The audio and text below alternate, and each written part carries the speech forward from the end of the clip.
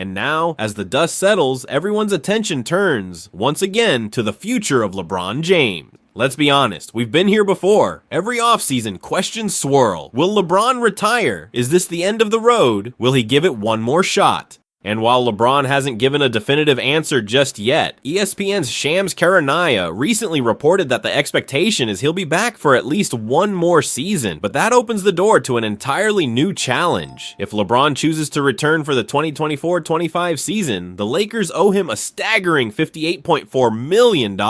Now, let that sink in. $58.4 million. That kind of salary doesn't just impact the team's budget, it defines it. That single contract could be the difference between making moves this offseason or standing still. And for a 41-year-old player, even one as legendary as LeBron, it raises a major question. Can the Lakers afford to pay him that much and still compete at the highest level? Look, LeBron James is still putting up numbers most players would dream of. He's still efficient, still explosive in bursts, and still capable of taking over games when it matters most. But can you build a title contender around a 41-year-old superstar making nearly $60 million? That's where things get complicated. LeBron is no longer in his prime. That's not a criticism, it's just reality. He's played 22 seasons. He's logged more minutes than almost any player in history. At this point in his career, he shouldn't have to carry the full weight of a franchise. But if he returns under that contract, the Lakers may have no choice. This leads us to a potential solution, one that's already been hinted at in recent years. A pay cut. LeBron reportedly considered a salary reduction last summer if it meant bringing in the right pieces. Names like James Harden, DeMar DeRozan, and Jonas Valanciunas were floated. The idea was simple. LeBron would take less, and the Lakers could build a stronger team around him. It didn't happen, but it could this summer. The Lakers have the opportunity to make bold moves. Whether it's through trades, free agency, or both, they could retool the roster and give LeBron one more legitimate shot at a title. And if that's the case, LeBron may be willing, once again, to take a little less for the greater good. Now, let's talk logistics. LeBron holds a no-trade clause in his contract, which means the Lakers can't trade him without his approval. And realistically, he's not going anywhere. He's lived in Los Angeles for nearly a decade.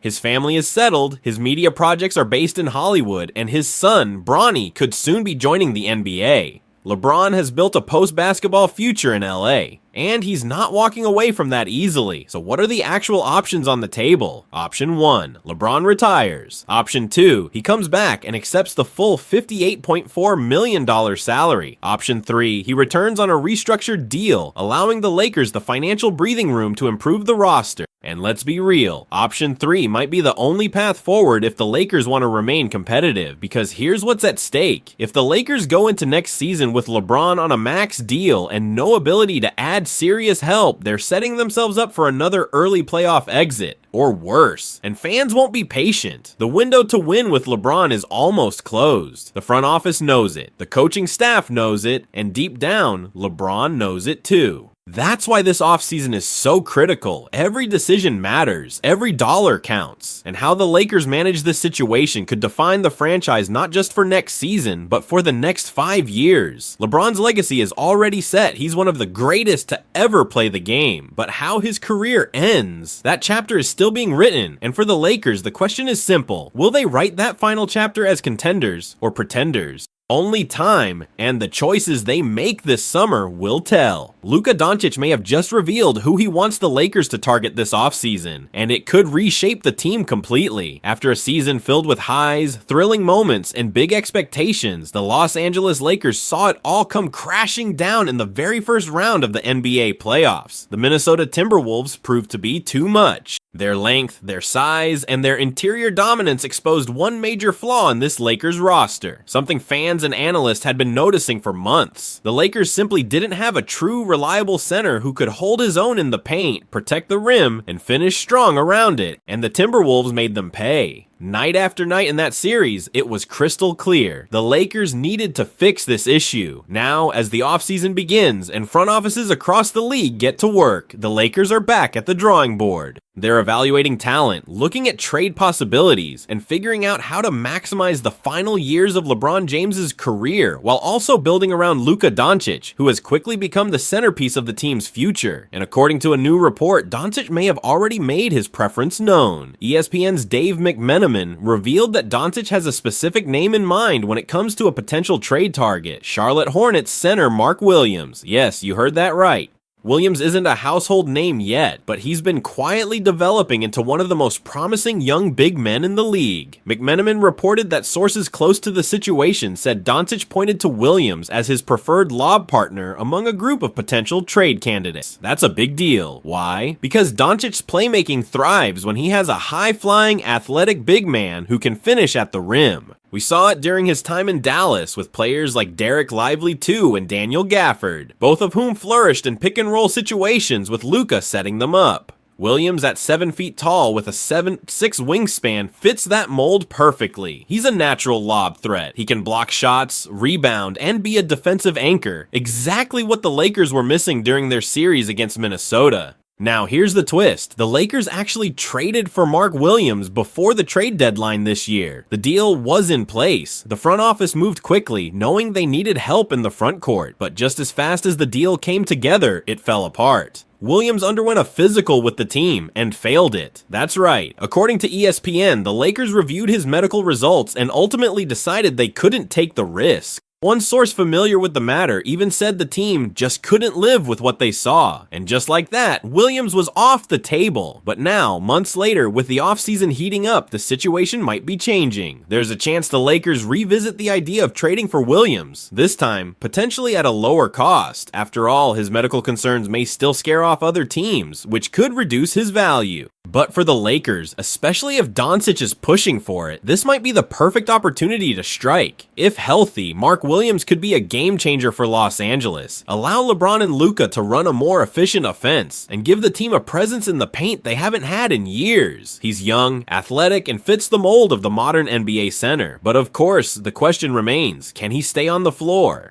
Injuries have followed Williams throughout his young career, and it's that uncertainty that makes this situation so fascinating. The Lakers are in win-now mode. Every decision counts. They can't afford to waste time or money on players who can't contribute, but they also can't ignore the potential here. Williams, when healthy, brings a level of athleticism and interior dominance that this roster desperately needs. As the Lakers explore their options this summer, all eyes will be on how they handle the center position. Will they go after a veteran big? Will they make a splash in free agency? Or will they take a calculated risk and go after the player Luka Doncic has already said he wants? One thing is clear, when your star player makes a recommendation, teams listen. Doncic's influence within the Lakers organization is growing. He's the future, and the front office knows it. If he believes Mark Williams is the right fit, don't be surprised if Los Angeles gives this move another shot. Stay tuned, because this could be just the beginning of a busy summer in Lakerland. And if things go right, Mark Williams might finally be wearing purple and gold next season, this time for real. It's official.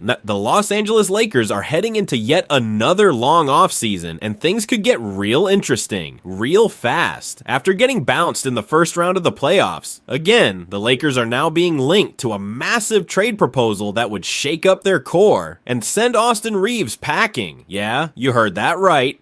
Even with home court advantage against the Minnesota Timberwolves, LA just couldn't get it done. A lack of size, poor rebounding, and weak perimeter defense exposed the team's flaws, and Minnesota made them pay. Now, the Timberwolves move on to face the Golden State Warriors, while the Lakers, they're stuck asking the same old question, what now? And it seems like part of that answer might include saying goodbye to one of their fan favorite. According to Spencer C. of Clutch Points, the Lakers might need to move on from Austin Reaves, their third best player. Reaves had a decent regular season, but let's be honest, his playoff performance didn't exactly light the world on fire. And now, there's a growing belief that he just doesn't fit the long-term vision of this team, especially if that vision includes Luka Doncic. Now, before you jump to conclusions, no, Luka isn't a Laker, at least not yet. But with LeBron and Dorian Finney-Smith both holding player options for 2025-26, and Luka soon eligible for a massive extension, there's buzz around LA possibly reshaping its roster in a way that fits Luka's style. And that's where this bold trade idea comes in. Here's the deal on the table. Lakers get Nick Claxton, Nets get Austin Reaves, Dalton Knecht, and Maxi Kleber. The idea, swap Reaves for a true starting center, someone who can protect the rim, run the floor, and clean the glass. pass. That someone is Nick Claxton. Now, Claxton's numbers from this past season aren't jaw-dropping. 10.3 points, 7.4 rebounds, and 1.4 blocks per game. But dig deeper and you'll see the potential. He's just 26 years old, 6'11", and already has one of the best defensive reputations in the league. Don't forget, in the 2022-23 season, he finished 9th in Defensive Player of the Year voting. Sure, he had a dip in production this year, but Brooklyn's been leaning toward a rebuild for a while now. The environment wasn't ideal. A fresh start on a contender like the Lakers might be exactly what he needs to bounce back. And as for Reaves, there's more to his playoff struggles than we knew at first. According to the front office show's Trevor Lane, Reaves was dealing with a left big toe sprain, the kind of injury that would have sidelined him for 2 to 4 weeks during the regular season. Instead, he played through it, which might explain the drop in efficiency. He still put up 16.2 points per game in the playoffs, but his shooting percentages were down, just 41.1% from the field and 31.9% from deep. He also contributed on the glass and as a secondary playmaker, but defensively, he just couldn't hold up against Minnesota's perimeter threats. So even if the injury played a role, the Lakers still have to ask, is this the guy we build around? Because here's the reality, the Western Conference isn't getting any easier. Teams are getting younger, faster, and more physical. If the Lakers want to stay in contention, they need pieces that address real weaknesses, not just sentimental favorites. Think about it. Claxton brings shot blocking, interior defense, vertical spacing, all things the Lakers desperately need. Spencer C. sums it up like this. Although Claxton is coming off a mediocre season, having him play alongside Luka should inject some excitement back into Los Angeles. On paper, his skill set is easily what the doctor ordered for the Lakers. And it's hard to argue with that. Reaves is talented, no question, but his play style overlaps with ball-dominant stars. He's not a stopper on defense, and he's not the guy you rely on to protect the rim or dominate the boards. Claxton, on the other hand, he fills those gaps, and with a 4-year, $97 million